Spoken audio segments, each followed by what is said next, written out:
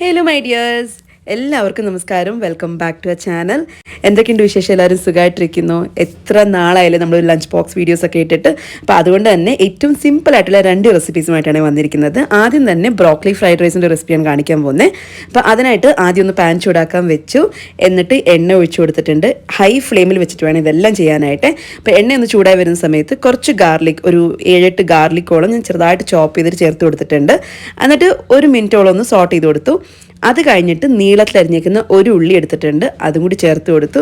എന്നിട്ട് നല്ലതുപോലെ ഒന്ന് സോട്ട് ചെയ്തെടുക്കുക. ഉള്ളി അത്യാവശ്യം ഒന്ന് നന്നായിട്ട് വാടി വരട്ടെ, അതുവരെ ഒന്ന് ഇളക്കി കൊടുക്കണം കേട്ടോ. ഞാനിപ്പോൾ ഉപ്പൊന്നും ചേർത്തിട്ടില്ല, ഉപ്പൊക്കെ ഞാൻ ലാസ്റ്റിൽ ചേർക്കുന്നുള്ളേ. അപ്പോൾ അതാ ഉള്ളിയൊക്കെ അത്യാവശ്യം ഒന്ന് വാടി വരുന്ന സമയത്ത് നമുക്കിതിലേക്ക് വേണ്ട കുറച്ച് വെജിറ്റബിൾസ് ഒക്കെ ചേർത്ത് കൊടുക്കാം. അതിൻ്റെ കൂട്ടത്തിൽ ഞാൻ ബ്രോക്കലിയും ചേർത്ത് കൊടുക്കുന്നുണ്ട്. അപ്പോൾ അതുകൊണ്ടാണ് ബ്രോക്കലി ഫ്രൈഡ് റൈസ് ഞാൻ പറഞ്ഞത്. അപ്പോൾ ഞാനിവിടെ ചേർത്ത് കൊടുത്തേക്കുന്നത് ചെറുതായിട്ട് അരിഞ്ഞേക്കുന്ന ബീൻസ് ചേർത്ത് കൊടുത്തിട്ടുണ്ട്, പിന്നെ ക്യാരറ്റ് ചേർത്ത് കൊടുത്തിട്ടുണ്ട്. ക്യാരറ്റ് ഇങ്ങനെ നീളത്തിൽ എന്ന കനം കുറഞ്ഞിട്ടാണ് അരിഞ്ഞേക്കുന്നത്. അത് കഴിഞ്ഞിട്ട് കുറച്ച് ക്യാപ്സിക്കം അധികമൊന്നും വേണ്ട, വളരെ കുറച്ച് മതി. ഏറ്റവും കൂടുതൽ ചേർത്ത് കൊടുത്തേക്കുന്നത് ബ്രോക്കലിയാണ്. അത് കഴിഞ്ഞിട്ട് ക്യാബേജും ചേർത്ത് കൊടുത്തിട്ടുണ്ട്. ബ്രോക്കലി ഞാൻ കുറച്ച് സമയം ചൂടുവെള്ളത്തിൽ ഇട്ട് വെച്ചിട്ടുണ്ടായിരുന്നു കേട്ടോ. നല്ലതുപോലെ തിളയ്ക്കുന്ന വെള്ളത്തിൽ ഇട്ട് വെച്ചിട്ടുണ്ടായിരുന്നു. ഒരു 5-10 മിനിറ്റ് ഒക്കെ ഇട്ട് വെച്ചാൽ മതിയോ. അപ്പോഴേക്കും ബ്രോക്കലി അത്യാവശ്യം ഒന്ന് സോഫ്റ്റായി വരും.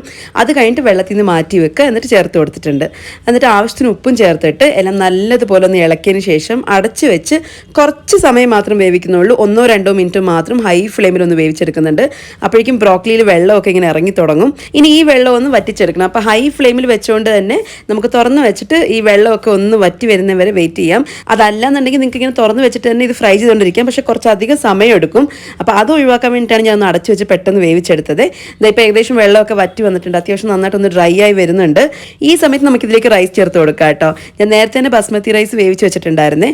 ഇത് കുറേ തവണ കാണിച്ചുകൊണ്ടാണ് ഞാൻ വീണ്ടും കാണിക്കാതിരിക്കുന്നത്, എങ്ങനെയാണ് റൈസ് ഉണ്ടാക്കുന്നത് എന്നുള്ളത് കാണിക്കാതിരിക്കുന്നത്. ജസ്റ്റ് ഒന്നുമില്ല, 1 ഗ്ലാസ് അരിക്ക് 1.25 ഗ്ലാസ് വെള്ളം ഒഴിച്ചിട്ട് ഒറ്റ വിസിൽ അടുപ്പിച്ചെടുത്താൽ മതി. ഹൈ ഫ്ലെയിമിൽ വെച്ചിട്ട് ഒറ്റ വിസിൽ അടുപ്പിച്ചെടുക്കുക, കുക്കറിലാണെന്നുണ്ടെങ്കിൽ. ഓക്കെ, അതിൽ കൂടുതലൊന്നും ആവശ്യമില്ല. 1 വിസിൽ കൊണ്ട് തന്നെ ബസ്മതി റൈസ് നന്നായിട്ട് വെന്ത് കിട്ടിക്കോളും. അപ്പോൾ ഞാൻ റൈസും കൂടി ചേർത്ത് കൊടുത്തിട്ടുണ്ട്. അത് കഴിഞ്ഞിട്ട് നമ്മുടെ എരിവിനനുസരിച്ച് കുരുമുളക് പൊടി ചേർത്ത് കൊടുക്കുക, പിന്നെ സോയാ സോസ് ചേർത്ത് കൊടുക്കുക. ഞാനിവിടെ 1 ടീസ്പൂൺ അല്ലെങ്കിൽ 1.5 ടീസ്പൂണേ ചേർത്ത് കൊടുത്തിട്ടുള്ളൂ, വളരെ കുറച്ച് ചേർത്ത് കൊടുത്തിട്ടുള്ളേ. കാരണം എന്ന് വെച്ചാൽ ഇവിടെ അങ്ങനെ സോസ് ഒന്നും അഡ്ജസ്റ്റ് ആവുന്ന ടൈപ്പ് അല്ല. അപ്പോൾ അതുകൊണ്ട് ഞാൻ സോസ് വളരെ കുറച്ച് ചേർത്ത് കൊടുത്തിട്ടുള്ളൂ. പിന്നീട് പിസ്സ സീസണിങ് ചേർത്ത് കൊടുത്തിട്ടുണ്ട്.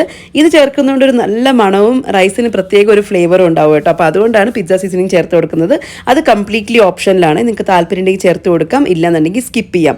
ഇതിന് പകരം ഒറിഗാനോ വേണമെങ്കിലും ചേർത്ത് കൊടുക്കാം, അതും ഓപ്ഷനിലാണ്, വേണ്ടെന്നുണ്ടെങ്കിൽ സ്കിപ്പ് ചെയ്യാം. അപ്പോൾ ഇത്രയും ചേർത്തതിന് ശേഷം എല്ലാം നല്ലതുപോലെ ഒന്ന് ഇളക്കിയിട്ട് ഹൈ ഫ്ലെയിമിൽ ഒന്ന് ചെറുതായിട്ട് ഫ്രൈ ചെയ്തെടുക്കുക. അതും കൂടി ചെയ്ത് കഴിഞ്ഞാൽ നമ്മുടെ ഫ്രൈഡ് റൈസ് റെഡിയാണ്. നിങ്ങൾക്ക് വേണമെന്നുണ്ടെങ്കിൽ താല്പര്യം ഉണ്ടെങ്കിൽ മുട്ട ചേർത്ത് കൊടുക്കാം, സ്ക്രാമ്പിൾഡ് എഗ്ഗ് ചേർത്ത് കൊടുക്കാം കേട്ടോ. അതില്ലാന്നുണ്ടെങ്കിലും കുഴപ്പമൊന്നുമില്ല, നല്ല ടേസ്റ്റ് ആയിരിക്കും. ഇങ്ങനെ ഉണ്ടാക്കിയാലും നല്ല ടേസ്റ്റ് തന്നെയാണ്. എഗ്ഗ് താല്പര്യമുള്ളവർക്ക് അതും കൂടി ചേർത്ത് കൊടുക്കാം. ഏറ്റവും ലാസ്റ്റിലായിട്ട് ഞാൻ കുറച്ച് സ്പ്രിംഗ് ഓണിയൻ ചേർത്ത് കൊടുത്തിട്ടുണ്ട്. സ്പ്രിംഗ് ഓണിയൻ ഉണ്ടെങ്കിൽ ചേർത്ത് കൊടുക്കാം, ഇല്ലെങ്കിൽ ടേസ്റ്റിന് വലിയ വ്യത്യാസമൊന്നുമില്ല. എന്നാൽ ഫ്രൈഡ് റൈസ് ആകുമ്പോൾ സ്പ്രിംഗ് ഓണിയൻ ഒക്കെ മസ്റ്റ് ആണല്ലോ, അപ്പോൾ അതുകൊണ്ട് ചേർത്ത് കൊടുത്തിട്ടുണ്ട്. അങ്ങനെ നമ്മുടെ ഈസി ആൻഡ് ടേസ്റ്റി ആയിട്ടുള്ള broccoli veg fried rice ready ആയിട്ടുണ്ട് കേട്ടോ. അപ്പോൾ നിങ്ങളൊന്ന് ട്രൈ ചെയ്ത് നോക്കണേ, ഈസി അല്ലേ ഉണ്ടാക്കാനായിട്ട്. അപ്പോൾ ട്രൈ ചെയ്ത് നോക്കിയിട്ട് ഫീഡ്ബാക്ക് അറിയിക്കാൻ മറക്കല്ലേ. അടുത്തതായിട്ട് ഞാൻ കൊടുത്തു വിട്ടേക്കുന്ന പോഹയുടെ റെസിപ്പിയാണ് പറയാൻ പോകുന്നത്. പോഹ ഉപ്മാന്നോ അല്ലെങ്കിൽ മസാല പോഹ എന്നൊക്കെ പറയാം. ഞാനിവിടെ എടുത്തേക്കുന്നത് ഭയങ്കര കട്ടിയായിട്ടുള്ള അവലൊന്നുമല്ല, ഒരു മീഡിയം തിക്നെസ് ആണ് കേട്ടോ ഈ അവലിന്. അപ്പോൾ അതുകൊണ്ട് തന്നെ ഒരുപാട് സമയം അങ്ങനെ സോക്ക് ചെയ്ത് വെക്കേണ്ട ആവശ്യമൊന്നുമില്ല. നന്നായിട്ടൊന്ന് കഴുകിയതിന് ശേഷം ഒരു 2-3 മിനിറ്റ് എങ്ങാനും ഒന്ന് സോക്ക് ചെയ്ത് വെച്ചാൽ മതി. എന്നാൽ നല്ല തിക്കായിട്ടുള്ള ഒരു അവലാണെന്നുണ്ടെങ്കിൽ മിനിമം ഒരു 5 മിനിറ്റ് എങ്കിലും സോക്ക് ചെയ്തതിന് ശേഷം വെള്ളത്തിൽ നിന്ന് പിഴിഞ്ഞ് മാറ്റി വെക്കണം. ഇതിപ്പോൾ ഒരു 2-3 മിനിറ്റ് ഞാൻ വെള്ളത്തിലിട്ട് വെച്ചിട്ട് അത് കഴിഞ്ഞിട്ടൊന്ന് പിഴിഞ്ഞ് മാറ്റി വെക്കുന്നുണ്ട് കേട്ടോ. ഇനി ഉപ്മാ ഉണ്ടാക്കി തുടങ്ങുക, അല്ലെങ്കിൽ മസാല പോഹ ഉണ്ടാക്കി തുടങ്ങുക. അപ്പോൾ അതിനായിട്ട് ഒരു കടായി ചൂടാക്കാൻ വെച്ചു. എന്നിട്ട് എണ്ണ ഒഴിച്ചു കൊടുത്തിട്ടുണ്ട്. വെളിച്ചെണ്ണയല്ല, സാധാരണ സൺഫ്ലവർ ഓയിലാണ് യൂസ് ചെയ്തിരിക്കുന്നത്. അപ്പോൾ എണ്ണ ഒന്ന് ചൂടായി വരുന്ന സമയത്ത് കടുകിട്ട് പൊട്ടിച്ചു. കടലപ്പരിപ്പ്, പിന്നെ ഉഴുന്നുപരിപ്പ്, കുറച്ച് ജീരകം ചേർത്ത് കൊടുക്കുന്നുണ്ട്. ഒരു 1/2 ടീസ്പൂണോളം നല്ല ജീരകം ചേർത്ത് കൊടുക്കുന്നുണ്ട്. ജീരകം ചേർക്കുന്നതുകൊണ്ട് ഒരു പ്രത്യേക മണം ഉണ്ടാവും. അപ്പോൾ ഇതെല്ലാം ഒന്ന് മൂത്ത് വരുന്ന സമയത്ത് നമുക്കിതിലേക്ക് പച്ച കപ്പലണ്ടി ചേർത്ത് കൊടുക്കാം. അത് ഓപ്ഷനിലാണ്, പക്ഷെ ഉണ്ടെങ്കിൽ നല്ല ടേസ്റ്റ് ആയിരിക്കും കഴിക്കാനായിട്ട്.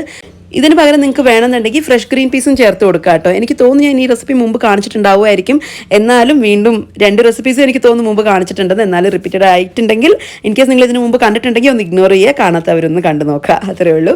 അപ്പോൾ ഞാൻ കപ്പലണ്ടി ചേർത്ത് കൊടുത്തു. അത് കഴിഞ്ഞിട്ടൊന്ന് ഫ്രൈ ചെയ്തെടുത്തു. പിന്നീട് ഇതിലേക്ക് ചെറുതായിട്ട് അരിഞ്ഞേക്കുന്ന ഉള്ളിയും പച്ചമുളകും ചേർത്ത് കൊടുത്തിട്ടുണ്ട്. എന്നിട്ട് ആവശ്യത്തിന് ഉപ്പ് ചേർത്തിട്ട് ഈ ഉള്ളിയുടെ കളറൊക്കെ ഒന്ന് മാറി വരുന്നതും വരെ ഒന്ന് വഴറ്റിയെടുക്കുന്നുണ്ട്. അത്യാവശ്യം ഒന്ന് മാറി വരട്ടെ, ചെറുതായിട്ടൊന്ന് മാറി വരട്ടെ. ആ ഒരു സമയത്ത് നമുക്കിതിലേക്ക് കറിവേപ്പിലയും കൂടി ചേർത്തിട്ട് വീണ്ടും ഒന്ന് ഫ്രൈ ചെയ്തെടുക്കാം. ഉള്ളിയൊക്കെ ഒന്ന് പിങ്ക് കളറായി വരട്ടെ, അതുവരെ ഒന്ന് ഫ്രൈ ചെയ്തെടുക്കാം കേട്ടോ.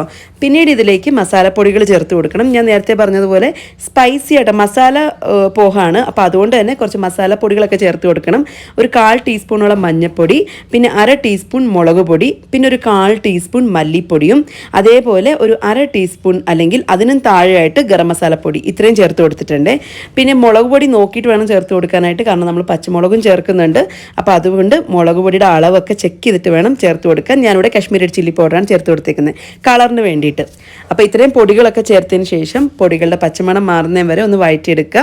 മേ ബി ഒരു 2-3 മിനിറ്റൊക്കെ ഒന്ന് വഴറ്റിയെടുക്കുക. അതിനുശേഷം അത്യാവശ്യം പുളിയുള്ള തക്കാളി ഞാൻ ചേർത്ത് കൊടുക്കുന്നുണ്ട്. ഒരു തക്കാളിയാണ്. അപ്പോൾ തക്കാളിയും കൂടി ചേർത്തതിന് ശേഷം എല്ലാം നല്ലതുപോലെ ഒന്ന് ഇളക്കിയിട്ട് ഇതൊന്ന് അടച്ചു വെച്ച് വേവിക്കാം. തക്കാളി ചെറുതായിട്ടൊന്ന് ഉടഞ്ഞു കിട്ടട്ടെ. അപ്പോൾ അതുവരെ ഒന്ന് അടച്ചു വെച്ച് വേവിക്കണേ. ഇതിപ്പോൾ ഈ ഒരു സമയം കൊണ്ട് തക്കാളിയൊക്കെ നന്നായിട്ട് ഉടഞ്ഞു കിട്ടിയിട്ടുണ്ട്. ഒരു 2-3 മിനിറ്റ് ഒന്ന് അടച്ചു വെച്ചപ്പോൾ തന്നെ തക്കാളി നന്നായിട്ട് ഉടഞ്ഞു കിട്ടിയിട്ടുണ്ട്. കാരണം നല്ല പഴുത്ത തക്കാളിയായിരുന്നു കേട്ടോ, പെട്ടെന്ന് തന്നെ ഉടഞ്ഞു കിട്ടി.